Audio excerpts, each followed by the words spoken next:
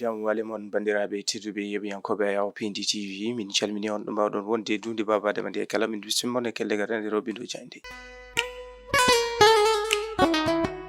alkamisa jeegom lewru mars 2025 bisimilla woni kelle garande robindo jande puɗɗorteɗen ko jande gendira leydi Sénégal. Jayde le soleil ɓe garti ko appurement de la dette intérieure auditée, l'état déterminé à solder le passif kanko horejo leydi ndi e sanga bato jagorɗo holliti tawi ko yamirore fewde on ganduɗa kayitigi woni jagorɗo kalfinaɗo finance et budget kanko horejo leydi ndi orti hollande wonande nde tottatamo ko yete ki to banggue wonande guinol golle gam ɓamtare hani e wawde e wallotirde kam e 12 den peliti de ɓe ƴettuno fewde ɓe no ganduɗa ko joomon cuuɗi gollorɗi en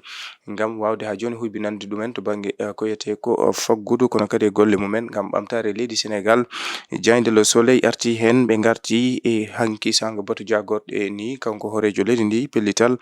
filde mo ganduɗa ko Aline Badara Kandji wonde nouveau recteur toon to université Cheikh Anta Diop mo Dakar kono wayloji teskaɗi toon to ministère de l'énergie, du pétrole et des mines. Jayde l'éveil ɓe garti koye gel de l'aide internationale caggal nde kanko horejo leydi mo dowlaji dentude Amérique ngal pellital hadde ngal ballal fewnugal e yoga e won leyɗele saabi cour suprême toon to dowlaji dentude Amérique wasde mum yadude e ngal pellital ngal Donald Trump ƴetti ngam dartinde ngal ballal fewde yoga e won leyɗele. Jayde peuple quotidien ɓe garti koye l'accusation contre Farba n'est pas approuvé yini ko dududoye goto e hujukinantoɓe honorable député maire des Agnam Farba Ngom holiti wonande caggal ngal pellital dumbugol Farba Ngom ha ɗo ɓen ɓe ganduɗa ko kay tigi ƴettingal pellital tottani dalillaji tigi wonde ko rewrira omo ganduɗa ko Farba Ngom. Jayde le point ɓe garti koye subvention d'orphelinat ɓe garti koye ɗin cuuɗi ganduɗa kay tigi jaɓɓoto ɓen sukaɓe primature toon to galle omo ganduɗa ko premier ministre Ousmane Sonko yaltini ko abbe temedde 250 millions e koppareje men franc CFA ngam wawde wallude orphelinat ji ɗin galleji jaɓɓotodi sukaɓe ɓe garti kamɓe point actu ha joni e commission des affaires étrangères ɓe garti e ngal ɗon jokkodiral leydi Sénégal e Maroc to banggue artirde ɓen ɓe ganduɗa ko dumbaɓe yiide commission des affaires étrangères ɓe kolliti ɗum jofaki mo ganduɗa ko Macky Sall. Jayde l'info quotidien ɓe garti koye grand pas de l'état vers le pacte social pellite ɗen ɓe ganduɗa ko pawdinde ɗi horejo leydi ndi a ƴetti kamɓe gouvernement mum ngam wawde dusodirde hani e wedde juuɗe ɓen ɓe ganduɗa ko patronat kam e syndicat ji e yiide kanko horejo leydi ndi ɓen ɓe ganduɗa ko kay tigi e woni central syndical kam e patronat o to banggue wonande ɗen jojjande ɗe ɓe eroto laamu ngu wawde notade ɗum kono kadi wawde tabitinde jawte hakkude mabɓe tawi ɗum tija ko ñande go lewru mai kono kadi ngal dusodiral hani e dawal hitawuji ɗiɗi e nogas e joyi totti hitawuji ɗiɗi e nogas e jeenayyi. Jayde l'info quotidien arti hen. Jayde libération ɓe garti ko yalhaali ɗin notuji ɗi ganduɗa ko ɓeydesnori toon to université Cheikh Anta Diop mo Dakar tawi ko sengo faculté des lettres ɓen ɓe ganduɗa ko kay tigi waɗanoɗen golle wawde hokkude ɓen ɓe ganduɗa ko sandaji janggoɓe e ngal duɗal e gon sengo caggal jobdi koppareje walla ni leldade yoga e sukaɓe rewɓe saabi mo ganduɗa ko kay tigi woni juge mo 3e cabinet joguiɗo on dossier waɗi mandat d'arrêt fewde mo ganduɗa ko Doudou Faye e ko yettuno eɗen golle ɗe ganduɗa ko jeygol ɗin notuji e ɓen sukaɓe e janggoɓe e ngal duɗal jaabi hatirde. Jayde point actu ɓe garti koye le palais écrit une nouvelle page ɓe garti noon koye hello hesso teskango ɗi dumonaji toon to galle lamorgo leydi Sénégal e ɓen suddiɓe mum ɓe garti mo ganduɗa ko kay tigi woni Marie-Hone Faye kam e Absa Faye jalte mumen ɗi dumonaji to banggue tottude balle ɓe garti noon to banggue kiram teskadam to banggue nawligu hani waɗi sababu ɓe duttini wonande ɓen ɓe ganduɗa ko joom suudu horeɓe leyɗele ɓe ganduɗa ko yawtuɓe e garti omo ganduɗa ko Mariam Faye Sall femme au foyer e omo ganduɗa ko Colette Senghor Elisabeth Diouf ɓe ganduɗa ɓe kolliti wonande deƴƴere mumen caggal nde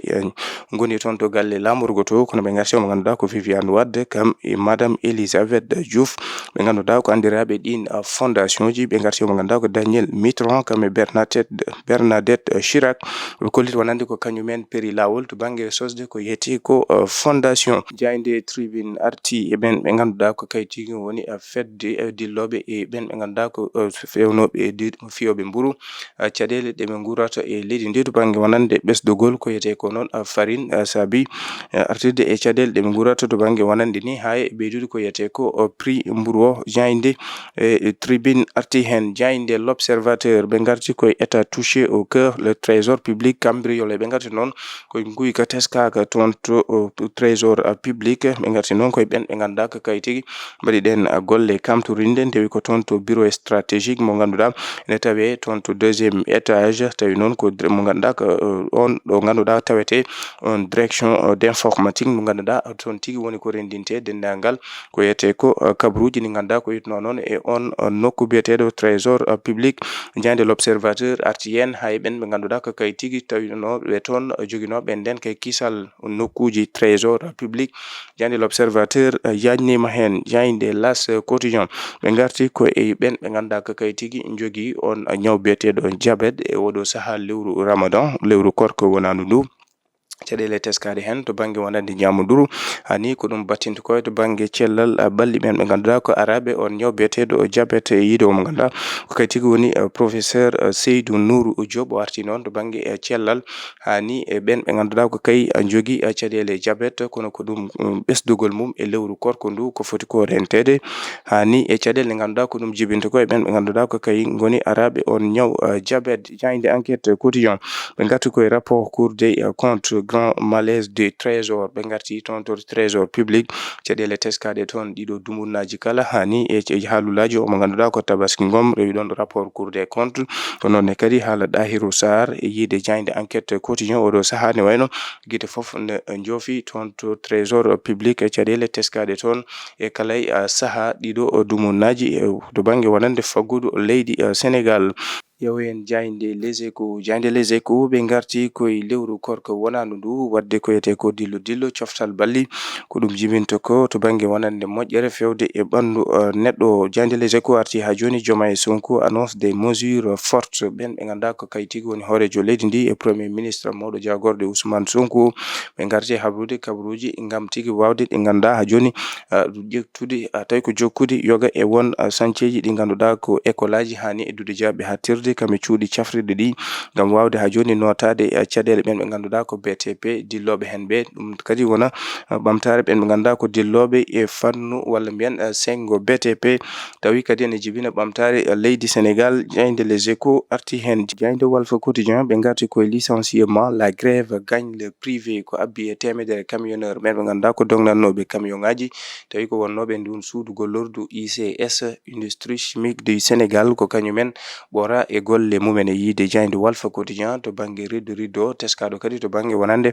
ɗin entreprise uji privé ɗi leydi Sénégal jayde Sud Quotidien ɓe garti ko de dépotoir d'ordure à l'espace vert ɓe garti koye toon to ganduɗa ko Mbobos yiideno oɗo saaha laamu ngu nana dari gam wawde uddude on nokku mo ganduɗa ko toon tigui ferno kurjuru gam wattede ko yete ko espace vert o saaha noon laamu ngu nana e nden darde jayde Sud Quotidien arti hen jayde Le Quotidien ɓe garti koye mouvement d'humeur l'état propose son calmant jayde Le Quotidien ɓe kolliti ko oɗo saaha noon laamu ngu nana fontodira e central syndical o kamɓe patronat en gam deƴƴal ko yete ɓen ɓe ganduɗa ko kay tigui woni huccukinantoɓe ɓe ganduɗa ko dilloɓe e golle ɗo e nder leydi Sénégal kono laamu ngu holliti wonande ma jokkodir tawi ko cifodiral jaam kamɓe deƴƴal ɓen ɓe ganduɗa ko kay tigui goni on central syndical kamɓe patronat en ñande goo lewru mai tawi koye dawal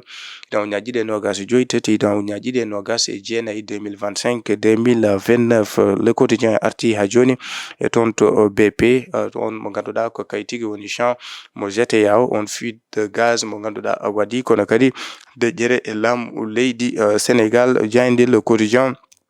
arti hen bandiraɓe tedduɓe yeɓiyankoɓe a yaw Pindi TV ɗum woni ko min dominno moon e kelle gaɗa nde roɓindo jayde je subaka hande o min dokka moon aadi aljuma janggo so hawre e leydal.